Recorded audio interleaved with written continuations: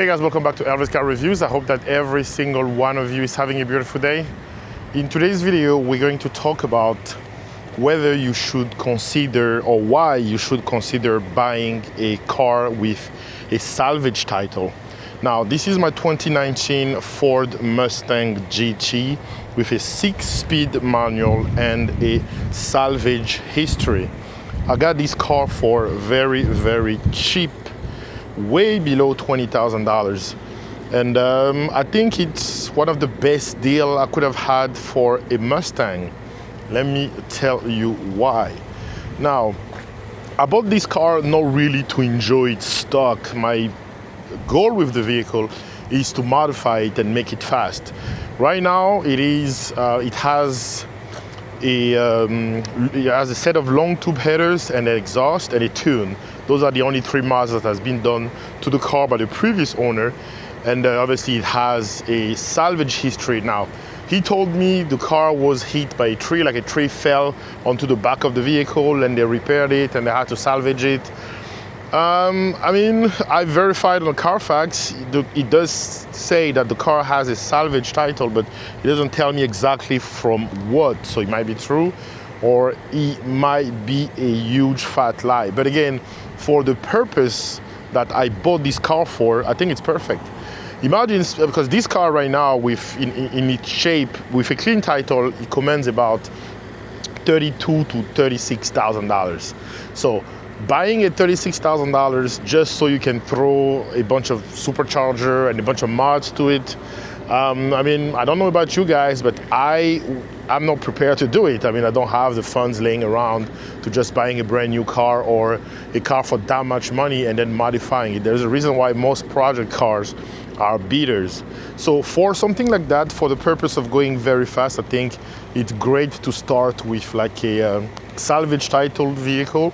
And then because the car is already salvaged, it doesn't matter whatever you do to it. I mean, the car is already salvaged and you're stuck with the car anyway.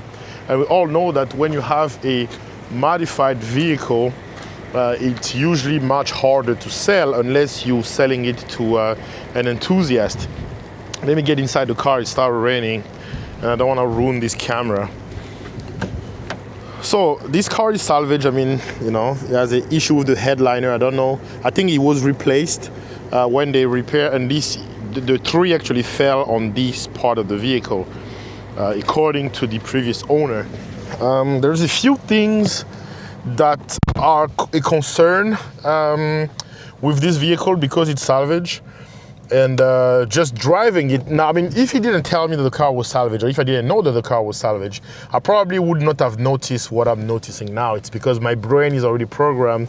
I was programmed that the car has a salvage title, that, you know, I'm starting noticing these little things.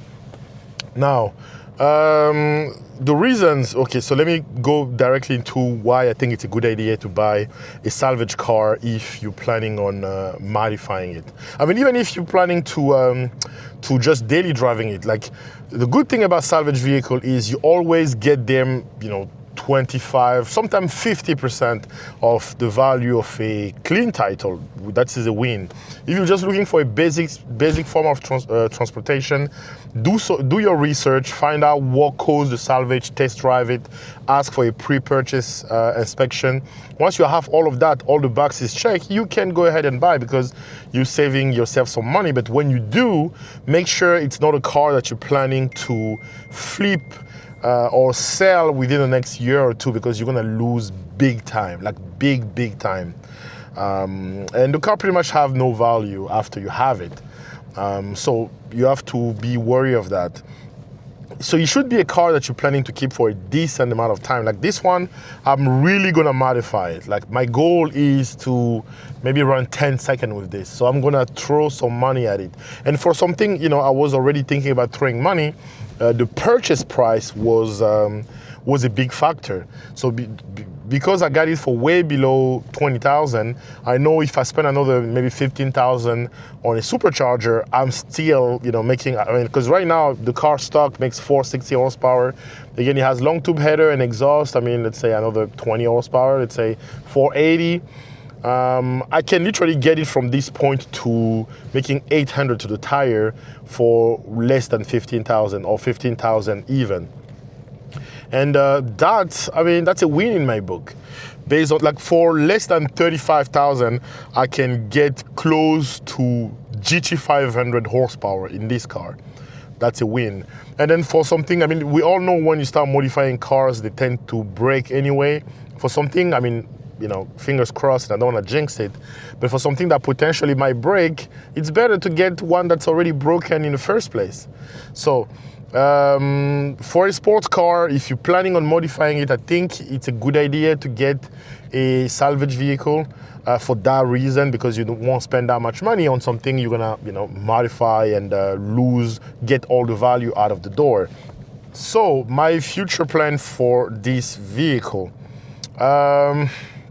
again, like I said, putting a raw supercharger on it. The car has a 1-inch lowering spring on all four corners, so it's lowered by 1 inch, which makes it look really nice. It has long tube headers, and it has a tune. So I have a few issues with the car. The check engine light, I mean, right now I deleted it, but the check engine light keep coming. I mean, I have a tire pressure monitor because this car doesn't have, obviously, the original tire and wheels. And I think, I mean, according to the previous owner, he forgot to put the TPMS sensor, which I don't know if it's true or not, but I have to check that out. My plan with the car, put a large supercharger in it, try to, you know, make close to 760 horsepower crank. Try to run 10 seconds with it, because it will be kind of difficult being a 6-speed manual and all. But yeah, I'm glad I bought a salvage vehicle, you know, a salvage title vehicle. I know I'm stuck with it. I know if I ever wanted to sell it, I will either get a terrible, terrible price, or I might just get a massive insult.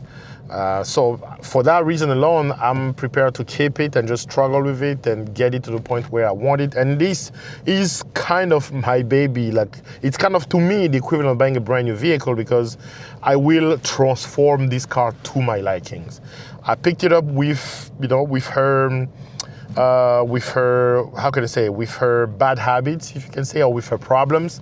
It's up to me to fix them and get it to the point where I want it to look like, or to be like, or to drive like.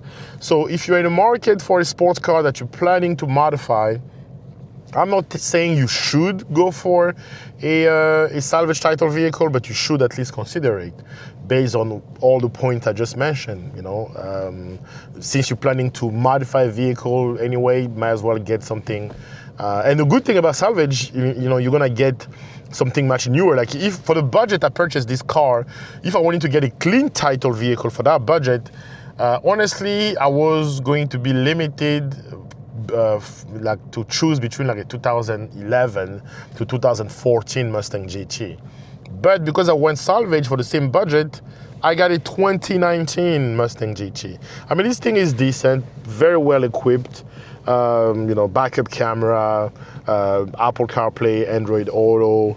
I mean, it's decent. Track app, line lock, launch control. It is decent for what it is. So yeah, this short video was just to tell you why I decided to buy a salvage vehicle instead of a clean title one. I mean, I do own clean title vehicles. You know, my Chevy Camaro is clean title, which, looking back, I think I overpaid for. But that has a clean title, so that I can sell it anytime, and it will, you know, the less I drive it, the more of its value it will keep. I mean, I'm not gonna get the same amount of money I paid for it, but at least the value is still there. The value is still there. Thank you guys for watching. I hope you liked the video. If you did, press the like button. Do not forget to subscribe and share the video with your friends. And I appreciate the support, guys. I will see you in the next upload. Take care.